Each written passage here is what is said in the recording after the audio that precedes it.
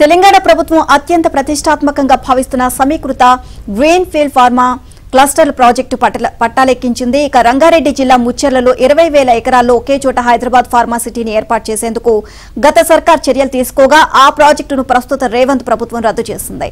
భూసేకరణ ఇబ్బందులు, ఫార్మా పరిశ్రమలతో కాలుష్య సమస్యలపై స్థానిక అభ్యంతరాల నేపథ్యంలో ఈ నిర్ణయం తీసుకుంది.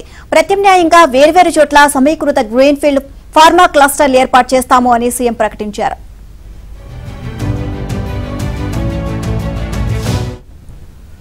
జనవరిలో జరిగిన బయో ఏషియా అంతర్జాతీయ సదస్సులో తెలంగాణ ప్రభుత్వ ప్రణాళికను ప్రకటించారు.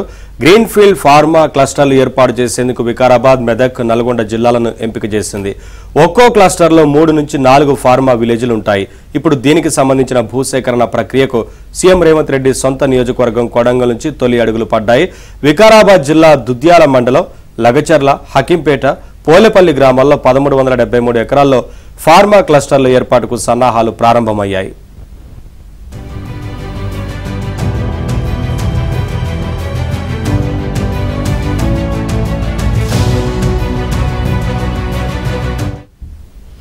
తొలుత లగ్జర్లలో 632.26 ఎకరాల సేకరణకు ప్రభుత్వ నోటిఫికేషన్ జారీ అయింది.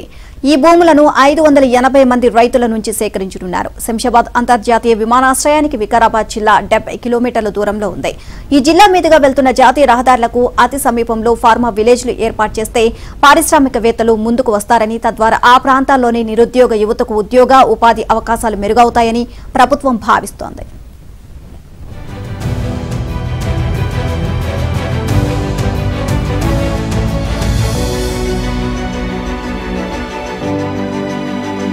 చేపట్టింది. తద్వారా దాదాపు 20,000 ఎకరాలు రాష్ట్ర ప్రభుత్వం వద్ద ఉన్నట్లు తెలుస్తుంది. అన్ని ఓఆర్ఆర్ కు దాదాపు 50 నుంచి 60 కిలోమీటర్ల లోపే ఉన్నట్లుగా తెలుస్తుంది. ప్రస్తుతం ఇది కొడంగల్ నుంచి ప్రారంభించినట్టుగా పైలట్ ప్రాజెక్ట్ కింద కొడంగల్ నుంచి రాష్ట్ర ప్రభుత్వం ప్రారంభించాలని చెప్పేసి నిర్ణయించింది. దానిలో భాగంగా దుద్యాలలో ఒక 1000 దాదాపు 1300 ఎకరాల భూసేకరణకు రాష్ట్ర ప్రభుత్వం ఇప్పటికే నోటిఫికేషన్ జారీ చేసింది. తద్వారా సమీకృత గ్రీన్ ఫీల్డ్ ఫార్మా క్లస్టర్ల ఏర్పాటు అనేటువంటిది పట్టాలెక్కింది.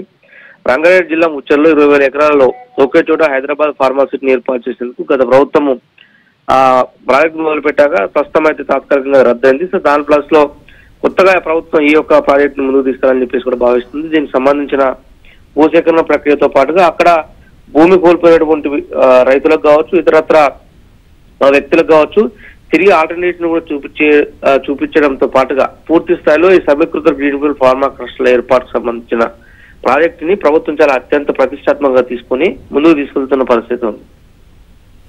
Right, thank you Rajesh.